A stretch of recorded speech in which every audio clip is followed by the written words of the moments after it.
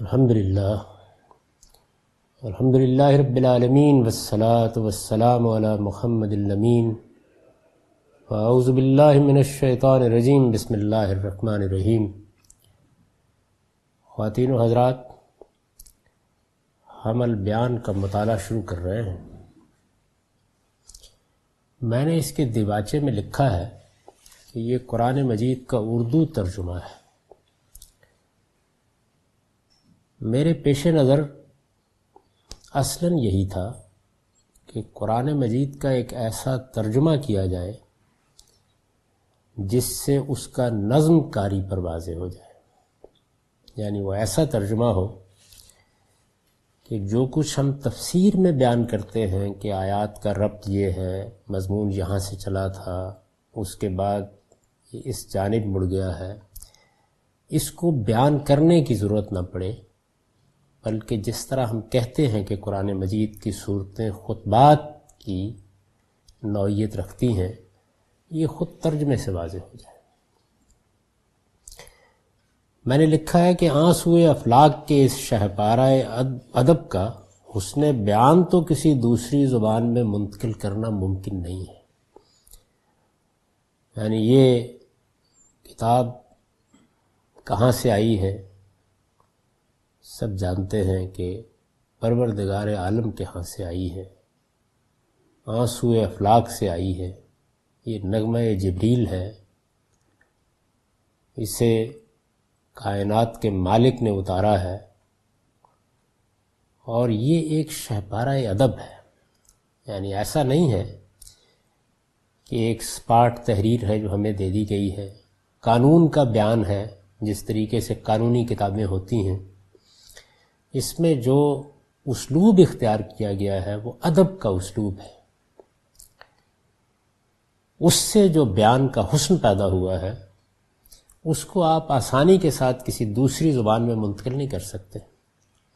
جب کوئی ادب پارہ وجود میں آتا ہے تو اس کی ایک لفظیات ہوتی ہے، اس کے جملوں کی ایک خاص ساخت ہوتی ہے، اس سے لکھنے والے یا بولنے والے کا ایک مخصوص ڈکشن وجود میں آتا ہے، جس کو آپ کہتے ہیں کہ فلاں شخص صاحب طرز ہے۔ قرآن مجید کا بھی اپنا ایک طرز ہے، اپنا ایک اسلوب ہے۔ اور پھر یہ کہ جس طریقے سے یہ کتاب اپنا مدعا واضح کرتی ہے، جس طرح کی لطافت، جس طرح کا بیان کا در و بست، جس طرح کی اسالیب کی ندرت اس میں پائی جاتی ہے، وہ اپنی جگہ ایک جہان مانی اپنے اندر لیے ہوئے ہے۔ اس کو آپ جب کسی دوسری زبان میں منتقل کرتے ہیں تو یہ ایسے ہی ہے کہ جیسے آپ اچھی شاعری کو دوسری زبان میں منتقل کرنا چاہیں، غالب کو، اقبال کو، میر کو، فردوسی کو منتقل کرنا چاہیں، تو یہ آسان کام نہیں۔ میں نے البتہ اس ترجمے میں یہ کوشش کی ہے کہ اس کا مدعا نظم کلام کی رعایت سے اردو زبان میں منتقل کر دوں۔ یعنی جس چیز کو اس ترجمے میں ہدف کی حیثیت حاصل ہے وہ یہ ہے۔ یعنی میری کوشش یہ تھی کہ اردو زبان کے اسالیب کی رعایت ملحوظ رکھتے ہوئے اس طرح سے اس کا مضمون منتقل کیا جائے کہ نظم کلام واضح ہو جائے۔ یعنی بات کہاں سے شروع ہوئی ہے، کہاں جا رہی ہے، اس میں کیا نشیب و فراز آتے ہیں، اس کا رخ کہاں کا مڑتا ہے، اس میں روح سخن کس جانب ہے، یہ چیز ترجمے ہی کو پڑھتے ہوئے قاری کو معلوم ہوتی چلی جائے۔ تراجم کی تاریخ میں یہ اس لحاظ سے پہلا ترجمہ قرآن ہے کہ اس میں قرآن کا نظم اس کے ترجمے ہی سے واضح ہو جاتا ہے۔ یعنی امام حمید الدین فراہی نے قرآن مجید کے جس تصور نظم کو واضح کیا، اور میں کئی مرتبہ عرض کر چکا ہوں کہ اس میں اس کے سوا کچھ نہیں ہوا کہ قرآن جس زبان میں نازل ہوا ہے اس زبان کی صحیح اپریسیشن کے ساتھ جب اس کو سمجھا گیا ہے تو اس کا نظم آپ سے آپ نمایاں ہو کے سامنے آ گیا ہے۔ یہ جو نظم ہے اس کو آپ اردو زبان میں جب منتقل کرنا چاہتے ہیں تو آپ کو کیا کرنا پڑتا ہے؟ یعنی آپ قرآن کے اسلوب کو سامنے رکھتے ہیں اور پھر اردو کاری کی ضروریات کو سامنے رکھتے ہیں، اور کچھ الفاظ جو وہاں الفاظ کی صورت میں نہیں ہوتے لیکن ان کا مدعا، ان کا مفہوم وہاں موجود ہوتا ہے، اس کو آپ قوسین میں ادا کر دیتے ہیں۔ تو میں نے یہ لکھا تھا کہ اس کے لیے مزید کسی شرح و وضاحت کی ضرورت نہیں رہتی اگر اس طریقے سے اس کو منتقل کر دیا جائے۔ اس ترجمے پر میں نے حواشی بھی لکھے۔ ترجمے کے حواشی زیادہ تر استاذ امام امین احسن اصلاحی کی تفسیر تدبر قرآن کا خلاصہ ہے۔ یعنی ظاہر ہے کہ یہ کام کسی بڑے فصل کے ساتھ نہیں ہو رہا، یہ استاذ امام کی زندگی میں شروع ہو گیا تھا، اور اس کے کرنے کا باعث بھی یہی چیز بنی تھی کہ تدبر قرآن کا ترجمہ اس چیز کو پیش نظر رکھ کر نہیں کیا گیا۔ یعنی اصلاً میں یہ چاہتا تھا کہ قرآن کا ایک ترجمہ لوگوں کے ہاتھ میں ایسا ہو جس کو وہ پڑھے تو قرآن کی لطافت، قرآن کا حسن بیان، قرآن مجید کا زور بیان، قرآن مجید کی بلاغت، قرآن مجید کا نظم، قرآن کا مدعا، یہ ترجمے ہی سے بڑی حد تک منتقل ہو جائے۔ یعنی ایک طالب علم کے طور پر جہاں کہیں ضرورت پڑے وہ مراجعت کرے کہ اس میں کیا چیز مضمر ہے، کس طرف اشارہ مقصود ہے، کہیں روئے سخن متعین نہیں ہو رہا تو وہ واضح کر دیا جائے۔ تو یہ چیز چونکہ پیش نظر تھی تو میں نے اس پر مختصر حواشی لکھے ہیں، اور میں یہ عرض کر رہا ہوں کہ چونکہ یہ تدبر قرآن کی تصنیف کے ایک لحاظ سے آخری زمانے ہی میں شروع ہو گئے تھے، تو اس وجہ سے اس میں اس کا خلاصہ کر دیا گیا ہے۔ میرا نقطہ نظر جن مقامات پر ان سے مختلف ہے وہ بھی کم نہیں، یعنی قرآن مجید کے بہت سے مقامات ہیں جہاں غور و تدبر کے بعد میں استاذ امام کے نقطہ نظر سے اتفاق نہیں کر سکا۔ اب اس کی ایک صورت تو یہ تھی کہ اگر میں یہ کام نہ کرتا تو ان مقامات سے متعلق اپنی آراء لکھ دیتا، لیکن جب ترجمہ کیا تو پھر یہ کیا کہ ایک طرف خلاصہ کر دیا جائے اور دوسری جانب جہاں جہاں میرا نقطہ نظر مختلف ہے وہاں میں اس کی توضیح بھی کر دوں۔ اہل نظر تقابلی مطالعے سے انہیں خود متعین کر سکتے ہیں، یعنی جب آپ کے پیش نظر یہ ہو کہ قرآن مجید کا ابلاغ کرنا ہے تو پھر آپ اس طرح کی چیزوں کی تعیین کے ساتھ انہیں بیان نہیں کر سکتے۔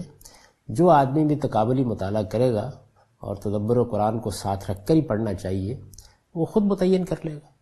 ترجمہ و تفسیر کی کتابوں میں ہر جگہ اس کا اظہار ممکن نہیں ہوتا۔ مجھے امید ہے کہ نظم کلام کے ساتھ قرآن کے اسلوب بیان کا جلال و جمال بھی ارباب ذوق اس ترجمے میں کسی حد تک جلوہ فرما دیکھ سکیں گے۔ یعنی دو چیزوں کو ملحوظ رکھا ہے میں نے، ایک یہ کہ نظم متعین ہو کر سامنے آ جائے، اور دوسرے یہ کہ قرآن کا ایک اپنا انداز ہے بات کرنے کا۔ اردو زبان جس حد تک متحمل ہو سکتی ہے، یا کیوں کہیے کہ کسی بھی زبان کا ترجمہ جس حد تک متحمل ہو سکتا ہے، تو جو شاہانہ کلام ہے، یعنی اس کی اپنی شان ہے، اس کی اپنی لفظیات ہے، اس کا اپنا طرز ہے، یہ اپنے طریقے سے بات کرتا ہے، اس کے اپنے بلاغت کے اسالیب ہیں، یہ بڑی منفرد کتاب ہے۔ تو اس جلال و جمال کو بھی ارباب ذوق محسوس کر سکیں کہ کسی حد تک منتقل ہو گیا ہے۔ تو قدر مجموعہ گل مرغ سحر داند و بس، نہ کہ ہر کو بر کے خوان مانی دانست۔ یہ اس کتاب کا تعارف ہے، یعنی یہ کیوں لکھی گئی، اس سے مقصود کیا ہے۔ جب کہ استاذ امام کی تدبر قرآن موجود تھی تو کیا ضرورت پیش آئی کہ ایک نیا کام کیا جائے، اس کو میں نے مختصر طریقے سے اس دیباچے میں واضح کر دیا۔ خلاصہ یہ ہے کہ تدبر قرآن میں اگر ترجمہ اسی نوعیت سے ہوتا تو ترجمے کے لحاظ سے کوئی نیا کام کرنے کی ضرورت نہیں تھی، میں اپنے سامنے کوئی دوسرا کام رکھتا۔ اور جب ترجمہ اس لحاظ سے ہوا تو ایک اور ضرورت یہ سامنے آ گئی کہ تدبر قرآن میں مفصل بحثیں ہیں، یعنی اس میں قاری کے اور قرآن کے درمیان مصنف جگہ جگہ حائل ہو جاتا ہے۔ تو اس کو سامنے رکھ کر میری کوشش یہ تھی کہ نہایت مختصر حواشی لکھے جائیں۔ اس لحاظ سے اگر یہ کام پایہ تکمیل کو پہنچ جاتا ہے تو گویا قرآن مجید کی دعوت کو پہنچانے کے لیے تین چیزیں وجود میں آ جائیں گی۔ ایک یہ کہ جس آدمی کو قرآن کا ترجمہ پڑھنا ہے اسے الگ سے ترجمہ دیا جائے، اس کی تکمیل کے بعد انشاءاللہ وہ ترجمہ الگ سے شائع ہو جائے گا، اس میں اس کا دیباچہ اور مقدمہ ہوگا، اور اس میں صورتوں کا اور ابواب کا تعارف ہوگا، لیکن حواشی نہیں ہوں گے۔ یعنی قرآن مجید کا جو ترتیب کا نظم ہے وہ بھی تاکہ واضح رہے اور بس ترجمہ پہنچ جائے، اور سورہ کا تعارف حاصل کر کے عام قاری ترجمہ پڑھنا شروع کر دے، ایک وہ چیز سامنے آ جائے گی۔ دوسرے یہ کہ پھر اس کے بعد وہ ذرا زیادہ گہرائی سے مطالعہ کرنا چاہتا ہے، یہ جاننا چاہتا ہے کہ قرآن مجید نے جو مدعا بیان کیا ہے اس کے مختلف پہلو کیا ہیں، تو اس کے سامنے البیان آ جائے، اور اگر وہ زیادہ تفصیل کے ساتھ مباحث کو دیکھنا چاہتا ہے تو پھر وہ تدبر قرآن پڑھ لے۔ تو یوں سمجھ لیجئے کہ اس طرح سے ایک مختصر، ایک متوسط اور ایک مطول تفسیر وجود میں آ جائے۔ یہ چیز ہے جس کو سامنے رکھ کر یہ کام کیا گیا۔ اس کے بعد ایک مقدمہ ہے جس میں میں نے یہ واضح کرنے کی کوشش کی ہے کہ آپ جس کتاب کو پڑھنے جا رہے ہیں یہ کتاب ہے کیا۔ یہاں اس کے اسالیب کو میں نے موضوع نہیں بنایا، وہ انشاءاللہ جب میزان کے اصول و مبادی کا مطالعہ ہوگا تو وہاں بڑی حد تک زیر بحث آ جائیں گے۔ وہاں جو تدبر قرآن کے مبادی بیان کیے گئے ہیں ان میں بہت وضاحت کے ساتھ میں نے اس پر بحث کی ہے کہ قرآن مجید کی زبان کیا ہے، قرآن مجید کا ادب کس نوعیت کا ہے، قرآن مجید کس صنف کی چیز ہے، یہ سب چیزیں وہاں تفصیل کے ساتھ بیان کر دی ہیں، اور کیونکہ وہاں زیر بحث آنے والی ہیں تو اس وجہ سے یہاں میں ان کا حوالہ نہیں دے رہا۔ یہاں جس چیز کو موضوع بنایا گیا وہ یہ ہے کہ قرآن مجید کا تعارف ہو جائے، یعنی یہ معلوم ہو جائے کہ جس کتاب کو آپ پڑھنے جا رہے ہیں وہ کتاب اپنے مضمون کے لحاظ سے کیا چیز ہے، اپنی ترتیب کے لحاظ سے کس طرح یہ کتاب ہے۔ یہ تعارف ضروری ہے، کیونکہ اس کے بغیر اگر آپ قرآن مجید کا مطالعہ شروع کر دیں گے تو آپ اپنے ذہنی سانچے کو لے کر جائیں گے، آپ کو اندازہ نہیں ہوگا کہ آپ کیا چیز پڑھنے جا رہے ہیں۔ میں نے عام طور پر یہ محسوس کیا ہے کہ قرآن مجید کے اس پہلو کو نہ جاننے کی وجہ سے ایک عام آدمی کے ہاتھ میں جب قرآن دیا جاتا ہے تو وہ بعض اوقات خلجان محسوس کرتا ہے۔ یعنی ہم چونکہ اس بات کے عادی ہوتے ہیں کہ اگر کوئی کتاب پڑھنے جا رہے ہیں تو اس کے اندر مباحث کی ایک ترتیب ہوگی، اس میں مثال کے طور پر توحید پر کوئی خطبہ ہوگا، یا کوئی ایک پہلا مضمون ہوگا، یا کوئی ایک باب ہوگا، پھر رسالت پر گفتگو ہوگی، پھر ہو سکتا ہے کہ دین کے اور مباحث ہوں۔ قرآن مجید اس نوعیت کی کتاب نہیں ہے۔ یہ کس طرح کی کتاب ہے؟ میں نے بحث بات سمجھانے کے لیے کئی مرتبہ یہ عرض کیا ہے کہ مثال کے طور پر آپ شیکسپیئر کو پڑھنا چاہتے ہیں تو شیکسپیئر کیا کرتا ہے، یعنی اس کے پیش نظر جن مباحث کو دوسروں تک پہنچانا ہے اس کے لیے وہ تمثیل کا اسلوب اختیار کرتا ہے۔ یہ میں محض بات سمجھانے کے لیے مثال دے رہا ہوں۔ یعنی آپ دیکھتے ہیں کہ ایک تمثیل ہے جس کے کردار ہیں، جس میں کردار ایک دوسرے سے گفتگو کر رہے ہیں، ایک پس منظر نمایاں ہوتا چلا جاتا ہے، تو جو کچھ بھی اس کو کہنا ہے اسی طرح کہہ رہا ہوتا ہے۔ قرآن مجید میں بھی آپ کو اسی نوعیت کی صورتحال سے سابقہ پیش آتا ہے۔ یعنی قرآن مجید کو جب اس کے مضمون کے لحاظ سے آپ دیکھتے ہیں تو جو سب سے نمایاں چیز آپ کے سامنے آتی ہے وہ ہے جس کو میں نے اس مقدمے کے پہلے جملے میں بیان کیا ہے، اور وہ یہ ہے کہ اپنے مضمون کے لحاظ سے قرآن ایک رسول کی سرگزشت انذار ہے۔ اس کا کیا مطلب ہے؟ اس کا مطلب یہ ہے کہ اللہ تعالیٰ نے ایک رسول کو مبعوث فرمایا۔ محمد بن عبداللہ صلی اللہ علیہ وسلم اللہ کے نبی بھی تھے اور اللہ کے رسول بھی تھے۔ یعنی اللہ کے نبی تھے اس لحاظ سے کہ اللہ کی ہدایت لے کر آئے تھے، انسانوں کی اصلاح کے لیے اللہ تعالیٰ نے جو شریعت نازل کی ہے وہ ان تک پہنچانے کے لیے آئے تھے، اور دوسری جانب وہ رسالت کے منصب پر بھی فائز تھے۔ رسالت کے منصب پر فائز ہونے کا مطلب یہ ہے کہ وہ اپنی قوم کے لیے خدا کی عدالت بن کر آئے تھے۔ یعنی نبوت یہ ہے کہ خدا کا پیغام پہنچا دیا جائے، دین کی دعوت پیش کر دی جائے، لوگوں کو ایمان و اخلاق کے بارے میں متنبہ کر دیا جائے، شریعت کے کچھ احکام پہنچانا مقصود ہے تو ان کا ابلاغ کر دیا جائے۔ یہ نبوت ہے، یعنی خدا سے وحی پائی، نبوت کے منصب پر کسی شخصیت کو فائز کیا گیا اور اس نے خدا کی ہدایت پہنچا دی۔ اور اس سے اگلی چیز کیا ہے؟ کسی قوم کو خبردار کیا گیا کہ میں تمہاری طرف خدا کا رسول بن کر آ گیا ہوں، مجھے تمہارا فیصلہ کرنا ہے۔ یعنی یہ سب دنیا کس اصول پر بنائی گئی ہے؟ یہ اس اصول پر بنائی گئی ہے کہ یہاں اللہ تعالیٰ نے ایک امتحان برپا کر رکھا ہے جس کا فیصلہ قیامت میں ہونا ہے، تو رسول آ کے وہ فیصلہ اسی دنیا میں کرتا ہے جس قوم کی طرف آتا ہے۔ اب ظاہر ہے کہ یہ فیصلہ کس طرح ہوتا ہے؟ رسول اپنی قوم کو خبردار کرتا ہے، اس تک خدا کا پیغام پہنچاتا ہے اور اس کو یہ کہتا ہے کہ میں سائل کی درخواست لے کر نہیں آیا۔ ایسا نہیں ہے کہ میں دروازے پر آؤں گا اور آ کے اپنی استدعا پیش کروں گا، مانے یا نہ مانے کوئی، میں چلا جاؤں گا۔ نہیں، میں خدا کے سفیر کی حیثیت سے آیا ہوں، اور میری بات اگر نہیں مانی جائے گی تو پھر میں تطہیر کروں گا، یعنی ماننے والوں کو اور نہ ماننے والوں کو الگ الگ کروں گا۔ ماننے والوں کو جیسے قیامت میں جزا ملنی ہے اسی طرح دنیا میں بھی ایک درجے کی جزا ملے گی، اور نہ ماننے والوں کو جیسے قیامت میں عذاب سے دوچار ہونا ہے وہ دنیا میں ایک عذاب سے دوچار ہوں گے۔ یہ وہ چیز ہے کہ جس کو اگر ایک جامع تعبیر میں بیان کیا جائے تو وہ انذار ہے، یعنی گویا اللہ کے پیغمبر ہدایت پہنچانے کا کام بھی کرتے ہیں، اور اگر وہ رسالت کے منصب پر فائز ہوں تو وہ اپنی قوم کو اس عذاب سے خبردار کرتے ہیں، اور پھر اللہ کی سنت کے مطابق اگر قوم انکار پر اصرار کرے، پیغمبر کو جھٹلا دے تو وہ عذاب آ جاتا ہے۔ تو یہ چیز ہے جس کو انذار سے تعبیر کیا جاتا ہے۔ قرآن کیا ہے؟ وہ ایک رسول کی سرگزشت انذار ہے، یعنی ایک رسول کی بعثت ہوئی ہے، اس نے یہ سب کچھ کیا ہے، قرآن میں اس نے جیسے کیا ہے اس کو ویسے ہی محفوظ کر دیا گیا ہے۔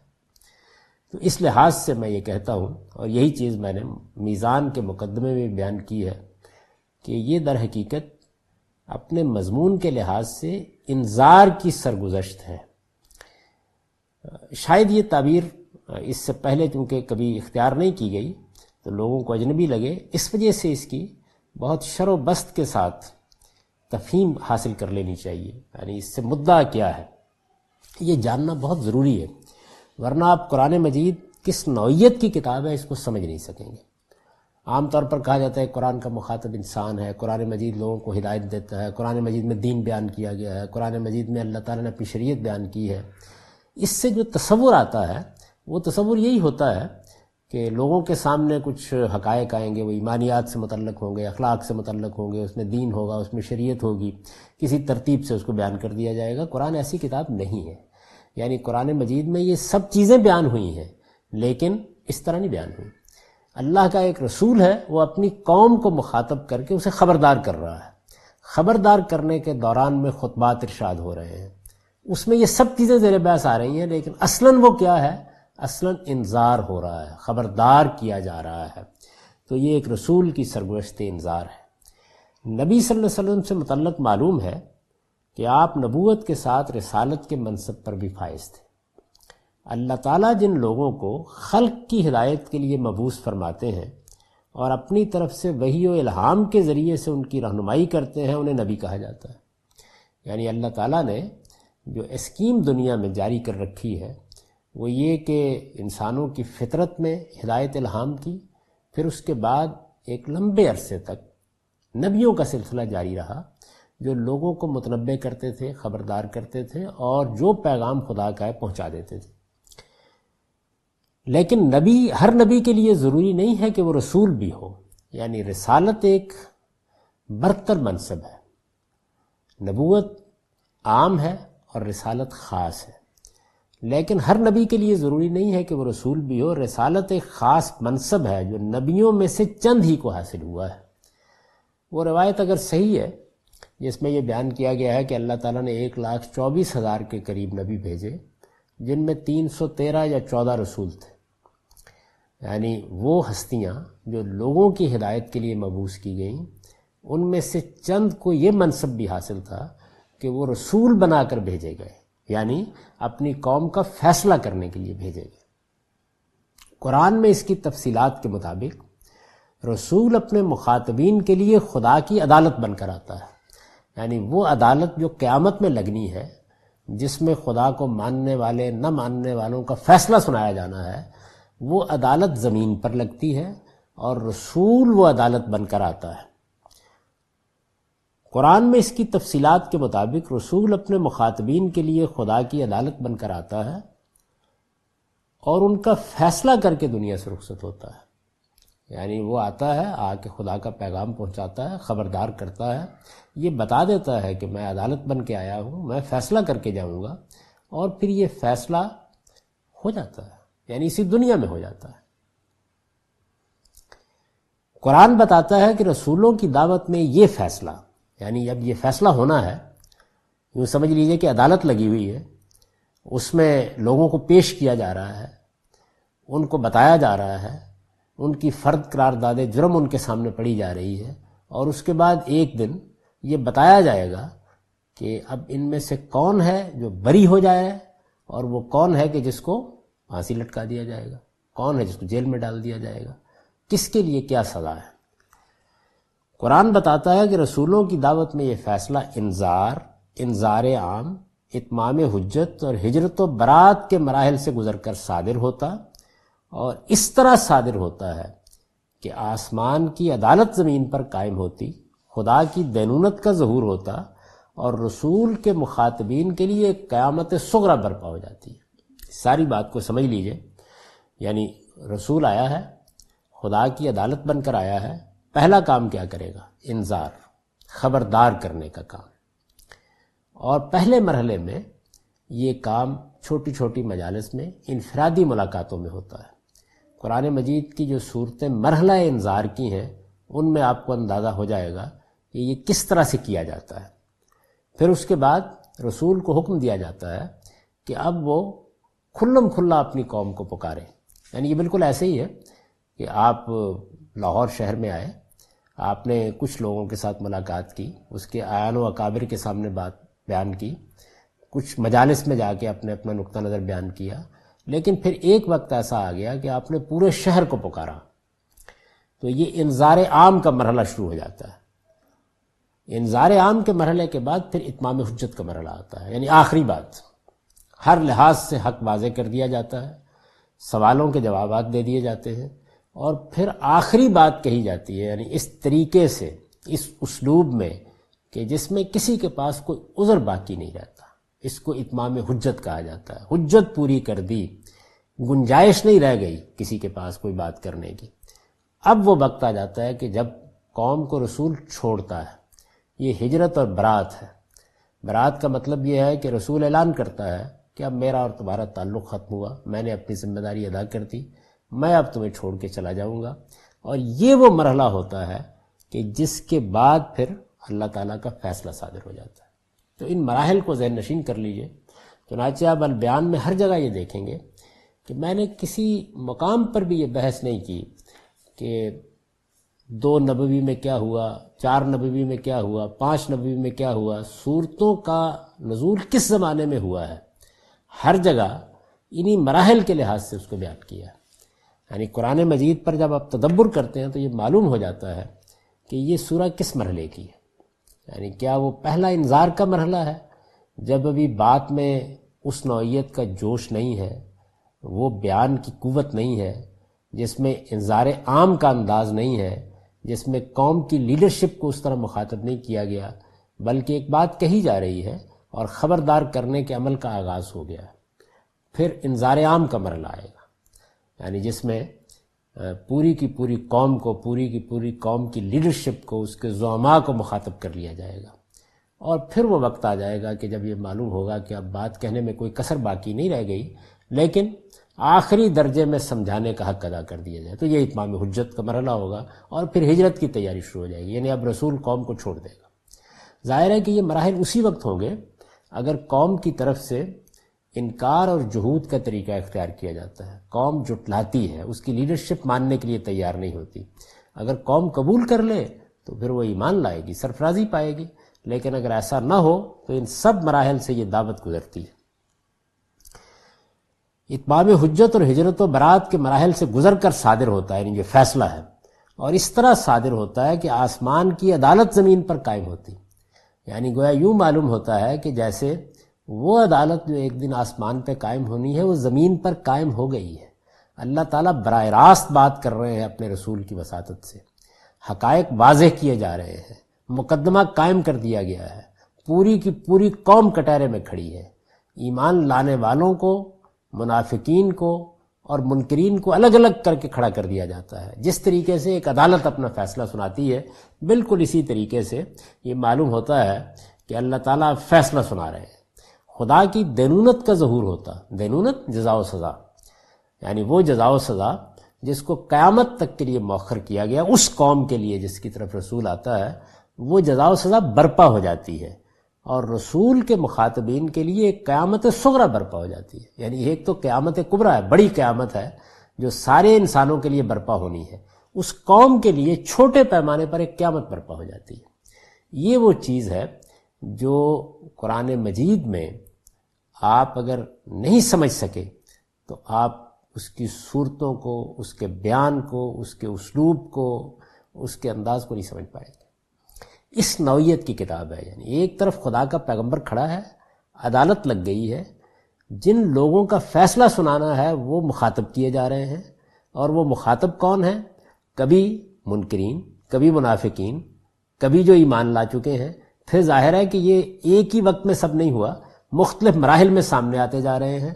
ان کو مخاطب کر کے ان کی طرف بات پہنچائی بھی جا رہی ہے، ان کے سوالوں کے جواب بھی دیے جا رہے ہیں، ان کو خدا کا دین بھی بتایا جا رہا ہے، ان کی تطہیر بھی ہو رہی ہے، ان کا تزکیہ بھی ہو رہا ہے، ان کو پاکیزگی کی تعلیم بھی دی جا رہی ہے، اور انہیں بتایا بھی جا رہا ہے کہ کیا ہونے والا ہے، یعنی انجام کیا ہونے والا ہے، نتیجہ کیا نکلنے والا ہے، اس سے انہیں خبردار بھی کیا جا رہا ہے. یہ سارے مراحل جب گزر جاتے ہیں تو اس کے بعد فیصلہ سامنے آ جاتا ہے. یعنی پہلے بتا دیا جاتا ہے کہ کیا فیصلہ ہوگا، اور پھر وہ فیصلہ اپنی تمام تفصیلات کے ساتھ نمایاں ہونا شروع ہو جاتا ہے. اس کو میں نے اس سے تعبیر کیا ہے کہ پھر ایک قیامت صغریٰ برپا ہو جاتی ہے. اس طریقے سے گویا آپ اپنی آنکھوں کے سامنے خدا کا ظہور دیکھتے ہیں. یعنی جب رسول کی بعثت ہوتی ہے تو پھر معاملہ عقلی استدلال کا نہیں رہتا. عقلی استدلال کے مراحل سے گزر کر وہ سب کچھ دکھا دیا جاتا ہے جس پر پورے دین کی دعوت کا مدار ہے. دین کی دعوت ہے کیا؟ کہ لوگوں تمہارا ایک پروردگار ہے، ایک دن تم کو اس کے حضور میں پیش ہونا ہے، اور اس پیشی کے موقع پر تمہیں جواب دہی کرنی ہے، اپنے علم و عمل کی جواب دہی کرنی ہے، اس کا نتیجہ نکلنا ہے. وہ نتیجہ یا جنت کی صورت میں نکلے گا یا جہنم کی صورت میں نکلے گا. یہ جو چیز ہے یہ پوری کی پوری چھوٹے پیمانے پر اس قوم کے لیے آنکھوں سے دکھا دی جاتی ہے کہ رسول آیا، اس نے دعوت دی، پیغام پہنچایا، ہر سوال کا جواب دیا، مطمئن کرنے کی پوری کوشش کی، ہر پہلو سے حجت تمام کی. اس میں پھر بے شمار مراحل ہیں جو آگے چل کے زیر بحث آئیں گے. جب وہ سب گزر گئے تو اب وقت آ گیا کہ فیصلہ سنا دیا جائے. اور پھر وہ فیصلہ سنانے سے پہلے تطہیر ہوتی ہے. یعنی اب آپ نے کسی پر عذاب نازل کرنا ہے، کسی کو سرفرازی دینی ہے، ان کو الگ الگ کر کے کھڑا کر لیا جاتا ہے، اور پھر اللہ تعالیٰ کا فیصلہ سامنے آ جاتا ہے. تو اس طریقے سے انسان کے لیے اس دینونت کو دیکھنے کے بعد کوئی عذر باقی نہیں رہ جاتا. یعنی یوں سمجھ لیجئے کہ جس وقت یہ کسی قوم کے لیے برپا ہوتی ہے تو اس میں ہو سکتا ہے 10 سال لگیں، 20 سال لگیں، یا حضرت نوح علیہ السلام کی قوم کو اگر دیکھا جائے تو 950 سال لگ گئے. لیکن جب یہ ایک بار برپا ہو جاتی ہے تو پھر جو لوگ اس کو دیکھ رہے ہوتے ہیں ان کے لیے کسی تفصیلی انذار کی ضرورت نہیں ہوتی. بس انہوں نے دیکھ لیا، انہیں اگر دعوت پہنچائی جائے گی تو اب حق کو دکھا دیا گیا ہے. جتنا کشف حجاب دنیا میں ممکن تھا وہ ہو گیا ہے. میں نے اس کو تعبیر کیا میزان میں جگہ جگہ کہ یہ بالکل ایسے ہی ہے کہ جیسے ایک سائنسدان اپنا مقدمہ پیش کرتا ہے اور پھر اپنے مقدمے کو ثابت کرنے کے لیے لیبارٹری میں اس کا تجربہ کر کے دکھا دیتا ہے. تو بالکل اسی طریقے سے اس قوم کے سامنے یہ دعوت آتی ہے اور اس قوم کو ایک تجربہ گاہ میں تبدیل کر دیا جاتا ہے، اور جو کچھ قیامت میں ہمارے ساتھ ہونا ہے اس کا تجربہ دنیا میں کر کے دکھا دیا جاتا ہے. یہ ہوتا ہے. اس کو بہت اچھی طریقے سے سمجھ لیجیے. اس دعوت کی جو تاریخ قرآن میں بیان ہوئی ہے اس سے معلوم ہوتا ہے کہ اس موقع پر بالعموم 2 ہی صورتیں پیش آتی ہیں. یعنی اب وہ فیصلہ کیسے ہوتا ہے؟ ایک تو اس کے مراحل ہیں، خبردار کیا گیا، پوری قوم کو خبردار کیا گیا، اس کی لیڈرشپ کو خبردار کیا گیا، اس کے اوپر حق ہر لحاظ سے واضح کر دیا گیا، حجت پوری کر دی گئی. پھر پیغمبر نے اس قوم کو چھوڑا اور چھوڑ کر پھر فیصلے کے اعلان کا وقت آ گیا. یعنی اب جو کچھ ہونا تھا ہو گیا. یہ جو مرحلہ آتا تو پھر کیا ہوتا ہے؟ ایک یہ کہ پیغمبر کے ساتھی بھی تعداد میں کم ہوتے ہیں اور اسے کوئی دارالہجرت بھی میسر نہیں ہوتا. ایک صورت یہ ہوتی ہے کہ کوئی زیادہ لوگ ایمان لائے ہی نہیں، چند لوگ. جیسے مثال کے طور پر سیدنا لوط کے بارے میں ہم جانتے ہیں کہ کچھ بھی نہیں تھا، یہاں تک کہ بیوی بھی ایمان نہیں لائی. ایسا بھی ہوتا ہے. اور اس طرح بھی ہوتا ہے کہ ایک اچھی بھلی تعداد ایمان لے آئی. اور کوئی دارالہجرت بھی میسر آ گیا ہے، تو میں نے یہ لکھا ہے کہ ایک صورت یہ ہوتی ہے کہ پیغمبر کے ساتھی بھی تعداد میں کم ہوتے ہیں اور اسے کوئی دارالہجرت بھی میسر نہیں ہوتا. یعنی اب ہے کیا، 2 4 5 10 لوگ ہیں. سیدنا نوح علیہ السلام کے بارے میں بھی یہی ہے. یعنی کتنے لوگ تھے؟ 950 سال کی دعوت کے بعد، عظیم جد و جہد کے بعد اتنے لوگ تھے کہ ایک بڑی کشتی میں سوار کیے جا سکے. بہت کم تعداد ہے لوگوں کی، اور کوئی ایسی جگہ بھی نہیں ہے کہ جہاں پیغمبر اور اس کے ساتھی چھوڑ کے جائیں اور وہاں جا کے اپنا کوئی اجتماعی نظم قائم کر سکیں. دارالہجرت، پیغمبروں کے لیے دارالہجرت وہ جگہ ہے کہ جس جگہ وہ اپنا اجتماعی نظم قائم کر سکیں، گویا اپنی ایک حکومت قائم کر سکیں. ایسی کوئی جگہ بھی میسر نہیں ہوئی، جیسے حضرت لوط کو میسر نہیں ہوئی، حضرت صالح کو میسر نہیں ہوئی، حضرت ہود کو میسر نہیں ہوئی، نوح علیہ السلام کو بھی میسر نہیں ہوئی. چند لوگ ہیں ایمان لائے ہیں، اور بس ان چند لوگوں کو اب بچانا ہے اور باقی قوم کا فیصلہ کرنا ہے. یہ صورتحال ایک شکل یہ ہوتی ہے. دوسرے یہ کہ وہ معتدل تعداد میں اپنے ساتھیوں کو لے کر نکلتا ہے، یعنی کافی بڑی تعداد ایمان لے آتی ہے، اچھی خاصی تعداد ایمان لے آتی ہے، اور اس کے نکلنے سے پہلے ہی اللہ تعالیٰ کسی سرزمین میں اس کے لیے آزادی اور تمکن کے ساتھ رہنے بسنے کا سامان کر دیتے ہیں. یعنی کیا ہوا؟ دونوں کام ہو گئے. ایمان لانے والوں کی تعداد بھی اچھی خاصی ہے اور کوئی دارالہجرت بھی مل گیا ہے. یہ معلوم ہے کہ رسالت مآب صلی اللہ علیہ وسلم کی دعوت میں جب یہ مرحلہ آیا، یعنی انذار بھی ہوا، انذار عام بھی ہوا، اتمام حجت بھی ہوا، اب ہجرت قریب آ رہی ہے، چھوڑنا ہے قوم کو. تو کیا کیا رسالت مآب صلی اللہ علیہ وسلم نے؟ آپ نے جا کر مختلف قبیلوں کے سامنے اپنے آپ کو پیش کیا اور یہ کہا کیا تم میں سے کوئی مجھے دارالہجرت میسر کر سکتا ہے کہ میں اپنے ساتھیوں کو لے کر نکلوں اور وہاں میں آ جاؤں اور اس کو مستقر بنا کر پھر میں اپنی قوم کا فیصلہ کروں؟ کیا ایسا ہو سکتا ہے؟ تو لوگوں نے انکار کر دیا. یعنی کوئی قبیلہ بھی اس کو پیشکش کو قبول کرنے کے لیے تیار نہیں ہوا. پھر کیا ہوا؟ پھر یہ ہوا کہ یثرب کی بستی کے لوگوں نے اس دعوت کو قبول کر لیا، ان کے رؤسائے قبائل نے اس دعوت کو قبول کر لیا، اور پھر انہوں نے دعوت دی کہ آپ آ جائیے. گویا دارالہجرت میسر آ گیا. یثرب میں رسالت مآب صلی اللہ علیہ وسلم کو جب دارالہجرت میسر آ گیا تو دوسری صورت پیدا ہو گئی، یعنی ساتھی بھی معقول تعداد میں ہیں اور ایک دارالہجرت بھی مل گیا ہے جہاں آپ اپنا نظم قائم کر سکتے ہیں. اس کو آپ اپنے ملک میں یوں سمجھ لیجئے کہ دعوت برپا ہوئی، خدا کے پیغمبر نے انذار کیا، ہر لحاظ سے حجت پوری کر دی، اور اس کے بعد قبائلی علاقے سے لوگ آئے اور انہوں نے یہ کہا کہ آپ ہمارے یہاں آ جائیے اور یہاں آ کے اپنا ایک نظم قائم کر لیجیے. یہ صورت پیدا ہو گئی. کم و بیش یہی صورت یثرب کے لوگوں کی دعوت کے نتیجے میں پیدا ہوئی. یہ صورت پیدا ہو جاتی ہے تو پھر کیا ہوتا ہے؟ یعنی پہلی ہو جائے یا دوسری، ان دونوں ہی صورتوں میں رسولوں سے متعلق خدا کی وہ سنت لازماً روبہ عمل ہو جاتی ہے جو قرآن میں اس طرح بیان ہوئی ہے. یعنی اب رسولوں کے بارے میں خدا کا ایک خاص قانون ہے، وہی جزا و سزا کا قانون، دنیا میں دینونت برپا کر دینے کا قانون، دنیا میں ایک قیامت برپا کر دینے کا قانون. یہ سنت روبہ عمل ہو جاتی ہے. سنت کا مطلب ہے اللہ کا طریقہ. اس کو قرآن نے سورہ یونس میں بیان کیا ہے 47ویں آیت میں، وَلِكُلِّ أُمَّةٍ رَسُولٌ فَإِذَا جَاءَ رَسُولُهُمْ قُضِيَ بَيْنَهُمْ بِالْقِسْطِ وَهُمْ لَا يُظْلَمُونَ. ہر قوم کے لیے ایک رسول ہے، یعنی حضرت ابراہیم سے پہلے ہر قوم کی طرف ایک رسول بھیجا گیا. حضرت ابراہیم خود بھی رسالت کے منصب پر فائز تھے. پھر بنی اسرائیل میں حضرت موسیٰ رسول کی حیثیت سے آئے، حضرت مسیح رسول کی حیثیت سے آئے، اور پھر آخری رسول کی حیثیت سے رسالت مآب صلی اللہ علیہ وسلم کی بعثت ہوئی. ہر قوم کے لیے ایک رسول ہے. پھر جب کسی قوم کے پاس اس کا رسول آ جاتا ہے تو پھر کیا ہوتا ہے؟ تو اس کا فیصلہ پورے انصاف کے ساتھ چکا دیا جاتا ہے. قرآن کے الفاظ یہ ہیں قُضِیَ بَیْنَهُمْ بِالْقِسْطِ، یعنی جب کسی قوم کی طرف اس کا رسول آ جاتا ہے تو پھر پورے انصاف کے ساتھ اس کا فیصلہ چکایا جاتا ہے اسی دنیا میں، اور اس کے لوگوں پر کوئی ظلم نہیں کیا جاتا. یعنی پورے انصاف کے ساتھ جیسے قیامت میں فیصلہ ہونا ہے اسی طریقے سے مخاطب قوم کا فیصلہ سنا دیا جاتا ہے. یعنی عذاب کے مستحقین پر عذاب نازل ہو جاتا ہے، اور جن کو سرفرازی حاصل ہونی ہے ان کے لیے سرفرازی کا فیصلہ ہو جاتا ہے. اس کو ہم جاری رکھیں گے اور یہ دیکھیں گے کہ قرآن مجید میں اس کو کس طرح سے بیان کیا گیا ہے۔ اقول قولی ھذا واستغفر اللہ لی ولکم ولسائر